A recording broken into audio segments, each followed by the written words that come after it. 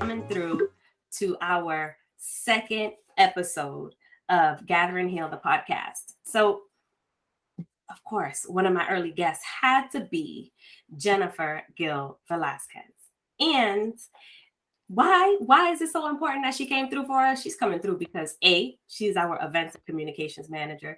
B, C, D, all the way through Z, she is my cousin. That's my motherfucking cousin, y'all. And we've been friends now, probably on like coming up on 30 years. You know, I'm gonna mumble the rest because y'all don't need to do no math while you're listening. But instead of me sharing with you her bio, I want Jennifer to kind of walk us through a little bit of her life so we can continue to get to know her as we are building and connecting and just creating this dope ass community that we got. So, Jennifer, what's up? Talk to us. What up, Vanessa Suhail? AKA La Prima. From the 02130. 02130, JP, all day, every day. Man, you're like, what's my life story? And it's very hard because, you know, I talk to people, but very rarely do I talk about myself. I'm more of a listener. I'm the observer. I have questions for you. Mm-hmm. So talking about myself. Well, too. Mm-hmm. I mastered that skill very well. So talking about me is weird. I mean, everybody's always, a lot of people would clown us growing up, like, y'all not really cousins. I was like, first of all, you tell me how she's not my cousin. Okay? I got facts. Our family has known each other from before. Ooh. We grew up in the same neighborhood. We've been in the same school since kindergarten through high school. She's been there. She's seen me at my best, my worst, and this. How is she not my cousin? Talk to me. She half Dominican. Not only did we grow up in the same neighborhood, but our family grew up in the same neighborhood back on the island in DR, right? So I remember when we figured that out, we were so excited. We were like, we knew it. We just needed the facts. We knew it in our hearts. We just needed the historical facts to prove that we were cousins. So exactly. It's official, y'all. Stop hating at us. We cousins. Okay. Okay. All right. Punto y raya. That's it. But you know, we grew up in a neighborhood that, at least for my experience, I remember being young and being like, yo, I never want to leave Jamaica Plain. Like, I never want to leave Boston. And then I don't know what happened, but then it was like, I need to move to New York. And I said this at a very early age. Because you reminded me a few weeks ago, like, yeah, you always said that. And I was like, did I really? Mm-hmm. And my dad told me last week, we had a conversation, my birth father, about like the few times that he came to visit me. He was like, I remember we were in the kitchen, and mind you, he's telling like a 10-year-old child, like, you know, you can leave if you want to. And I'm like, how can I leave Boston, leave my mom, my sister, my community, my school, which was for us, that school, Our Lady of Lords, no longer there, but we will always have it in our hearts. You know, that was all I knew. And to move to New York, I was like, I can't do that. You know, shoot. Oh God, 8 years later, from today, I did move. I did it. And not only did I move, Vanessa literally moved me across state lines. Okay. We packed my car all the way up. Your 4-door, was it Kia? The white one, Perla. Yo, we packed in that car with all that I had. Sure. That I could fit, and we literally lugged that through state lines to the projects on 115 and First in New York. And I moved to New York, and then that was it. Like, you came to visit me out there a few times. Yo, it's a crazy thing about life, and I feel so blessed for that. And I feel so blessed to have had you there in those moments, because it wasn't my first time moving out of state. I did it before. It didn't work out. And, you know, coming back and making that decision to leave again, and everybody's like, you'll be back. You'll be back. Like, I remember my mom told me the first time I moved, like, I'll see you soon. At my going away party, she just looked at me. She's like, I'll see you soon. And I was like, no, you won't. 2 months later, I was there. Shit, you not. It was literally 2 months, and she just looked at me, and I was like, listen, we're not going to talk about it, but I'm going to be out this damn state. walking silently right now. But when Exactly. I'm make humble. noise. I can be humbled very quickly. That was a humbling moment. But it taught me that, you know, I moved from Boston to Atlanta partly for a relationship and partly because I didn't know what to do. You know, I used that relationship as a means like, well, here's my reason to move out of state and I'm going to move to Atlanta and I'm going to make it work. And I tried to make it work and I wasn't prepared for it. And it wasn't an element that made me feel happy. New York has always given me this sense of, I'm going to call it liberation and freedom that I like that for you. Yeah, like real, I've always said freedom, but it's really liberation where I didn't feel like living in Boston. I felt very much like I had to assimilate or be in a way that coincided with how the city works. Now, 02130 folks are gonna get at me, Boston folks are gonna get at me. But if you ever moved in and out of Boston, or if you're a person that is Black or brown, you know that the state of Boston moves a certain way.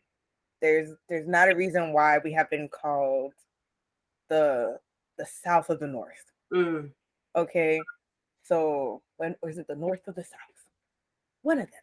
We've been referenced to as. That sounds logically like it'd be that one. Whatever. The racism is palpable, and it's not to say that New York is not racist. Hell yeah, New York State is a red state, very much Republican. But there was a level of liberation that I felt being able to be in, excuse me, in a city where that's literally what they're known for. Like, you are known to be free and to move about and to see the world and to engage with people differently. Not all of them have been the best experiences, but I felt that there was a bit of air that I could breathe. So, can I ask something or a question? Of course. But you were talking about how you needed to move out of the city of Boston so that way you could be who you wanted to be and not be who the city wanted you to be.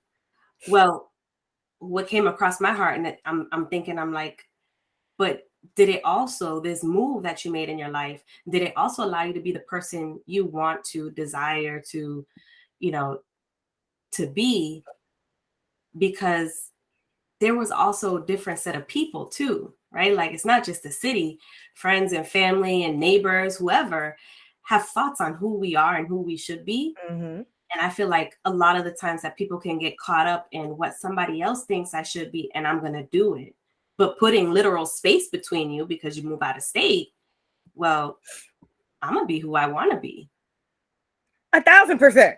1,000%. The city of Boston was my family. It's all that I knew for so long. So yes, putting that space in between the physical space of living in Boston and probably also having a lot of the trauma just always there because it was always in the city. Like, I always pass down Forest Hill Street and I will always look at my old house and I will always have the same feelings. And I was like, nah, man, I just gotta get away. And I definitely have felt people have been like, yo, that's mad selfish. How can you leave your family? And I was like, they also needed me to not be there. You know, they needed me to. There's sometimes a responsibility or a crutch that people have when they have the people around them. And I'm very aware that from one day to the next, like, all that could be gone. And I felt like me being there allowed for a pattern to continue. And I was like, I gotta break it. Yeah. Like, this can't continue. Whatever this energy and this motion cannot continue. And I have to step away. And it wasn't even stepping away, but it was allowing people to grow without me being there as like a clutch or just allowing that difference to shift the family, right, and my community. And it did. And I want to say it's done so for the better, where I've seen so much growth in my family. I've seen so much growth in myself that I don't think I would have had or would have felt compelled to or forced to because I was in a comfortable space. Right. Growth happens in that uncomfortability and that unknown. Right. And it's very easy to get wrapped up in consistent repetition in cycles, especially when you're in a space where you feel safe. Not to say that safety isn't bad, right, but there's also to use maybe one of your secrets, like lack of creativity. Yeah. Or curiosity. Ooh, both of them. Right. Yeah. Because if I don't have to think about doing something different or showing up differently or anything like that, because I'm comfortable and things are just moving the way that they're supposed to and how they have been. Well, this is the way it's always been. Well, then you're not going to have to challenge yourself. You're not going to have to think about, ooh, what if I switch this? Or what if this? And that shit, like you said, it's liberating and it's so freeing to be able to just, I'm going to do something different. And that requires a whole lot of confidence to be right. Whole lot. And maybe we insert another seat, a little bit of crazy. A little bit crazy. You got to be crazy enough to do something different. Right. To take that step out and that leap, just to be like, you know what? Fuck it. If I come back, I come back. And if I don't, I don't. And maybe both happen, right? Because you moved out of state and returned once and you left and you ain't been back. And I ain't been back. And that's not to say that I don't go back. Definitely go back to visit. I love Boston down forever. It gave me you. It gave me my friends. It gave me my foundation. It gave a space for my family to come to America and try to prosper. Like, right. Boston has helped my family, our culture to still survive. But one of the things that my cousin told me, she was like, Boston will always be here. Big facts. She's like, the opportunity that you have may not, but Boston will always be there. And I've always carried that into the space of wherever I go. My family will always be there. I haven't done anything to piss them off to the point where they won't. You know what I'm saying? Like, I got people in my life that I know, which is such a blessing, and it's so hard to find, to be like, yo, if I fuck up, I could at least turn to someone and be like, yo, I fucked up. Mm-hmm. Not to say that they gonna save me, but I can at least turn to like one person in my life and be like, yo, Vanessa, I fucked up. And we've had those conversations before, like, girl. I lost count how many times I came to you. Yo, Jennifer. And the world is crashing. I didn't have to say nothing. You just look at me and be like, oh shit. Sit down, let's talk about. Are you okay?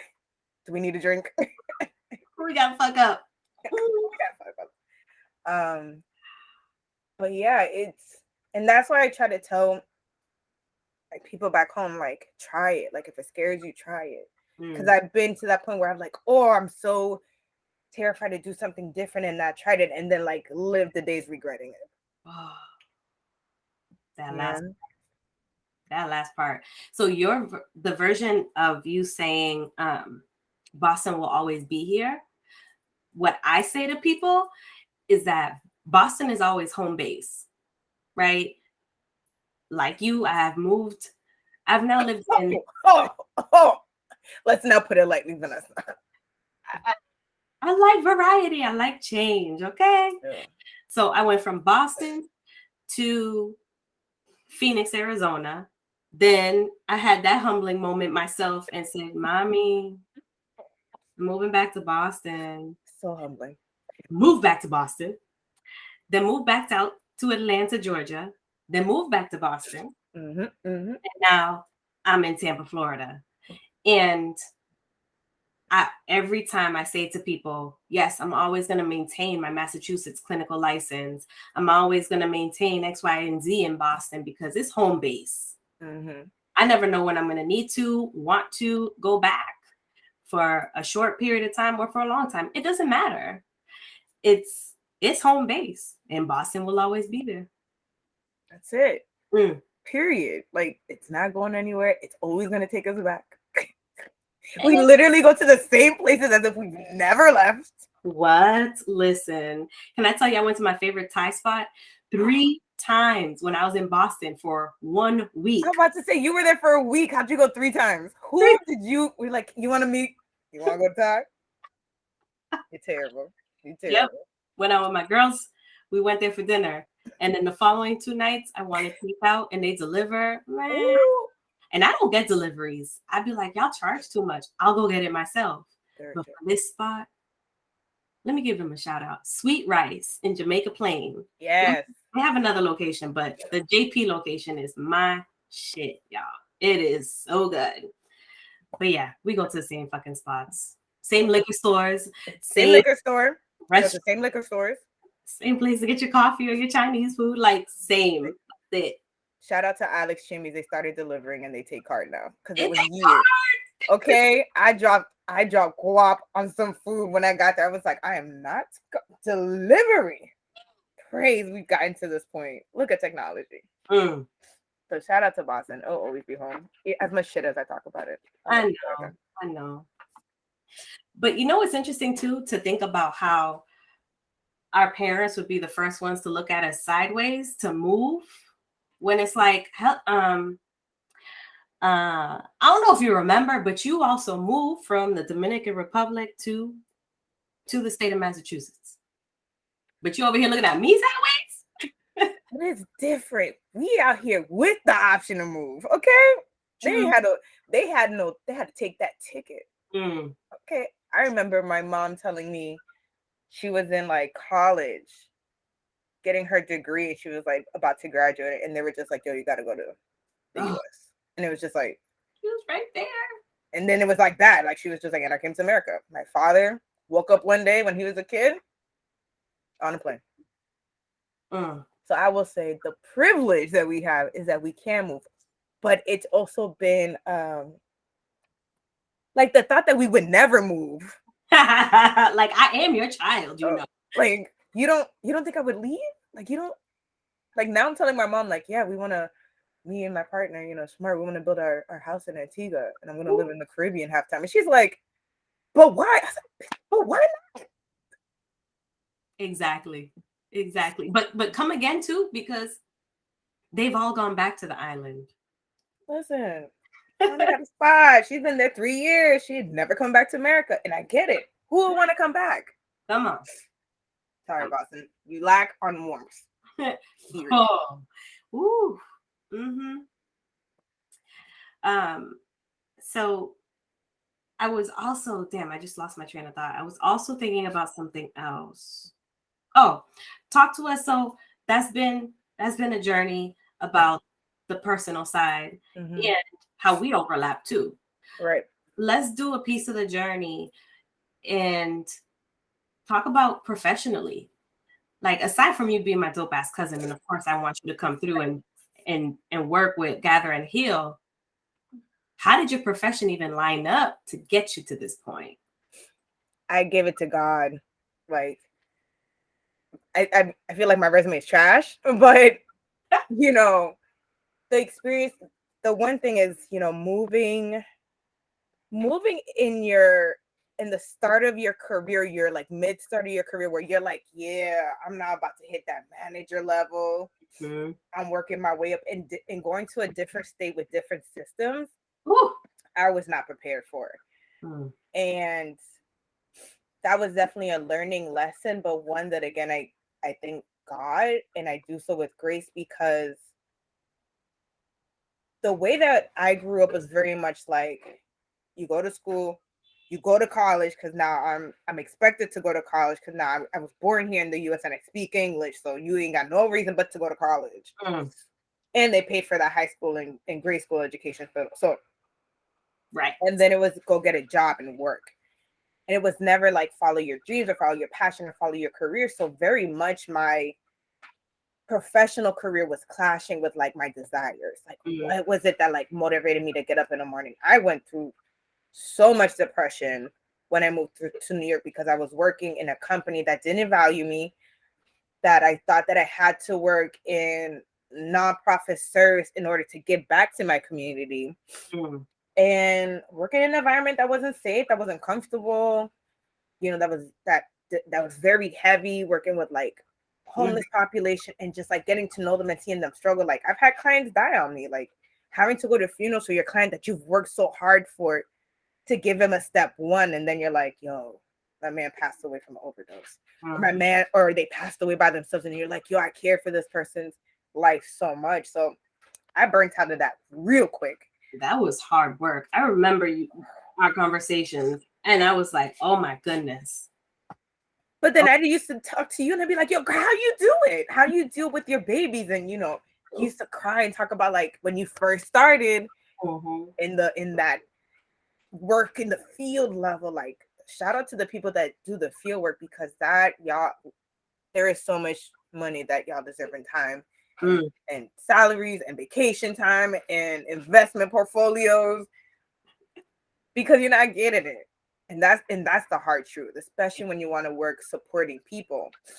So while that was happening, I was moving to New York. I had to find community. Like literally was just hanging out with like my dad. And that was and that was my birth father, and getting to know him while hanging out with him was not the best time all the time, because he's expecting a person that he doesn't know, and I'm trying to liberate. I'm liberated. Right. In the city of my dreams, and he's like, "So we going to church?" I was like, "Bro, you ain't going to church. What are we doing now? What do you mean you expect me here every Saturday all day?" Like, so I knew that I had to find community, and I was very fortunate that through the universe and grace of God, I came through and saw an article from La Galeria magazine, and I was like, they accept volunteers, so fuck it, I'm gonna jump. I'm gonna take that leap. I'm gonna put myself out there. Never done writing. Got my degree in English, which is horrible. Please don't do that, people. Get your degree in communications. That was another thing of my hurdle. I went to college not knowing what to do. Right. And again, life intervenes in different ways, and I thank you for saying apply to UMass Boston, because that's the only other school I got into, and that's how I wrote it.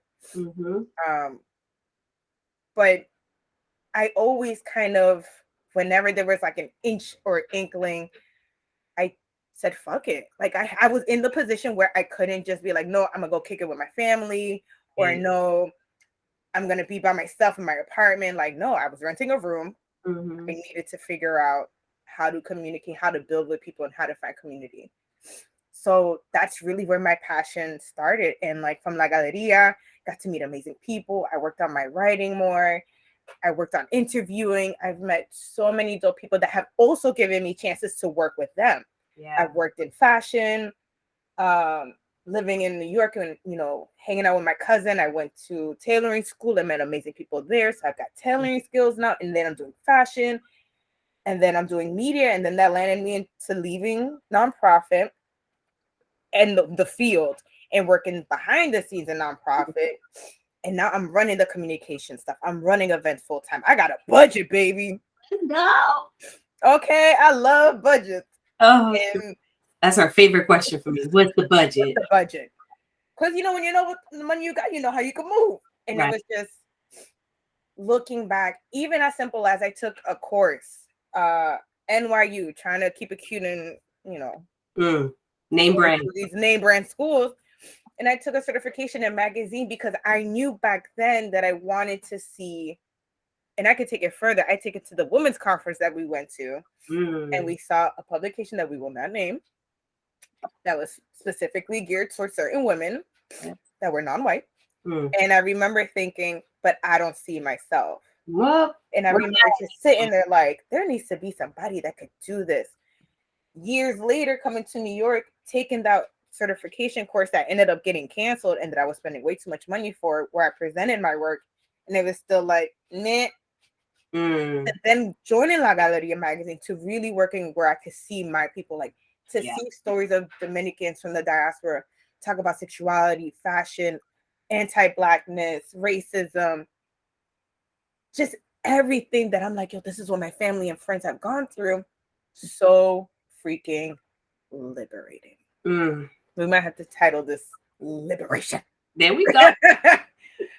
Because it showed me that it was possible. And when you came to me, but a year ago from today, and we're just like, I have this idea. I've been running through it for a while. And you didn't initially ask me to do, you had asked Shamari. And then I was like, well, what are you doing? Because in my mind, I have worked within this field where I'm like, you can't just be asking for a logo. I couldn't describe what I wanted in the logo, and that drove both of y'all so crazy. So crazy. And luckily I was next to Shamar, and I was like, she doesn't know what she wants.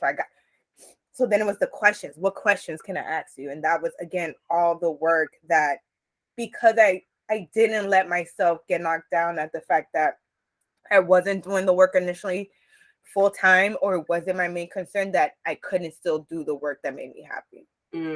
Or I couldn't find happiness in the other time that I did. I'm not gonna tell you, I hated my job when it came to New York. It wasn't necessarily the work, it was the way the people moved. Yeah. But to tell you that I didn't meet amazing people, that I didn't have days where I laughed my ass off, where like I loved helping people find hope and find self-love, or find a person that was willing to just speak to them and accept them for where they are through all the shit they went through. I can never tell you that was the joy of my job. But I'm so fortunate to even have that experience, to be able to be here and be like, I find so much joy in meeting people where they at and telling them that they have a space where they can build community, where they have a space where they can heal. Because I've seen people at their worst, and I've gone through my worst with those people and been like, here's where I could come back. Yes. So I'm very grateful that all those moments got me to exactly what I prayed for about a year ago, where I was just like, I have no job. I lost my job because of the pandemic. We had just moved in, and I was like, community matters to me. Supporting people that I in my community that I love matters to me. And I was like, and I want to find a place where I could give everything that I know to the job. And it just happened one day that you hit me up and was like, can Shamari do a graphic? And I was like, what you need? And you're like, I don't know. I was like, well, let's talk about it. We've been talking every week ever since, for a year. Multiple times a week. Which is, that got to be a whole other episode.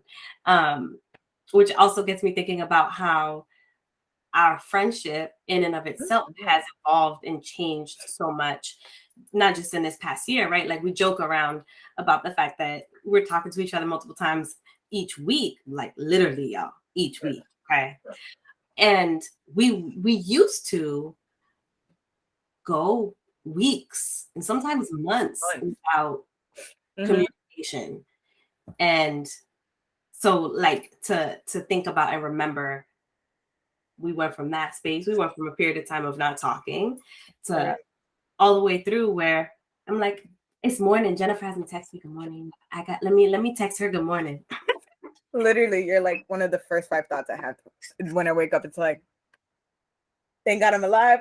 Hi, boyfriend. I need coffee. I need to text Vanessa. There we go. That's not about me. Look at my phone. WhatsApp. Oh, Jennifer. There we go. What she need from me? But again, it's our friendship has definitely been tested through time. You know, and I apologize anytime. I will verbally and acknowledge it on this audio cast. I apologize, Vanessa Suhey, for any time I was not a stand-up friend.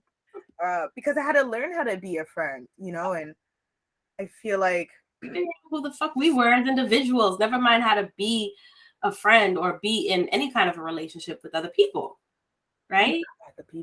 All the people. But it took a long time, and it took a lot of me to mature and be like, her life ain't about me the same way my life ain't about her. And she's a person dealing with, I was like, I know I'm struggling. She's got to be struggling with life because this life is hard. And through all the things that you went through, the moving from state to state, the having to get things over there, the having to have those conversations. Right. And I was like, at least I was like a conversation that wasn't as bad. That wasn't as bad. That wasn't as bad. But it took a lot. And I'm so grateful that you stood with me through it all, through the moving out of state, through the ups and downs, through the other relationships. Of course. You stuck with me, I stick with you. Facts. It was always like, you want to do this? Well, you can't go by yourself. That is so true. That is so true. And I just tell y'all host really tried to go to the Bahamas one year, ride on some random man's moped throughout the Bahamas. It was like, I'll be back. And I was like, well, it's harder to kill 2 instead of 1. I was like, I'm not going without you. I can't let you go by yourself, Vanessa. We're going to die together. And it was a great time. And we ain't died. We still here. Yeah. Oh, goodness. So many stories. I think a dope episode, too, would be around, because between the two of us, we have so many different, like, experiences and conversations about romantic relationships. And yeah. Y'all can't see it, but I did a face. I was like, oh God. which is hard, right? Because people negate how relationships affect friendships. Yeah. And we have been tested Mm. through it all. And vice versa, right? Like how friendships affect romantic relationships, right? Because how many times where we could start a conversation, I remember times coming to you and my tail tucked between my legs, like, I know you don't like him, but we're back together, or like whatever other pitiful fucking statement came after that. Because yeah, you ain't gonna last long. You ain't gonna survive if my closest homies don't like you, or that we can't even all chill together, because that's important to me, because that's my community. I can't separate these two big pieces of me. No, facts. And, I give props to them for not being able to write it out as hard as I could. Because you know what? I told you, I was like, that's cute. I'm going to be here, though. Because for me, yeah, when I see people getting into relationships that I feel, this might not be the best. At the end of the day, you're living your life. You're going to sleep with that person. That's not me. I'm here for you. And that's always been my stance. I'm here for you. I'm not here for your relationship. Yep. I'm here to support and be honest with you. And as long as it's not countering into our relationship or my relationship, do what you need to do. Do you, boo boo? Do you, boo boo? But I'm gonna be here, and I think for she's still here, and I'm still here, especially for those folks that really think about like very abusive. The easiest thing you could do is alienate the victim from their community, and I am very firm. Like, if I'm part of your community and you're part of mine, I don't give a fuck who you with. Yep. They're gonna know my name. And they're not gonna like me because I'm not gonna let you be alone. I'll stand for that. Hell no. So I appreciate you letting me be on your journey as you've been on mine, because I've been on the other side of it. I've had to humble myself and come down and be like, so it's not over yet. We're still riding this roller coaster. I know I just passed that crying, but yeah, I know I just cried and said he was a piece of shit, but I love him though. But no, and I'm really grateful to see you on your journey of just like yourself. Like, I think we also get into the mindset that people can't change, and like, why are they doing that? At least for me, like, why are they changing? Why are they doing this? Why are they kind of messing up the flow of life? But that's not realistic. Like, people have to change, and we have to give them that space to change. And for me, when I looked at my relationships, and I'm like, oh, people are gonna move in life when I'm not there. Like, I had to take that in and also know, like, yeah, and I'm gonna move in life, and they might not be there, but yeah, my love for you has never wavered.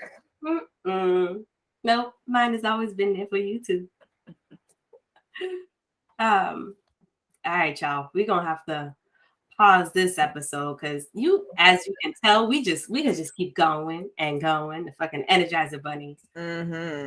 I remember them tacky ass commercials. Anyways, we will of course have Jennifer back. But for this first episode that you are on with me, this one's going down in the books. Yes. We have had quite a many journey throughout our lives, and I'm looking forward to all the upcoming crazy ones too. But if you enjoyed our conversation, let us know. Hit that 5-star button, please and thank you. And send us an email if you are curious about what else we could talk about, curious about unlocking your own inner stuff. Let us know. Send us questions and we could just chop it up about that. But our email is in the show notes. Everything's always linked below. Check it out. But until the next time, y'all, I hope you have nothing short of a beautiful fucking day. Peace.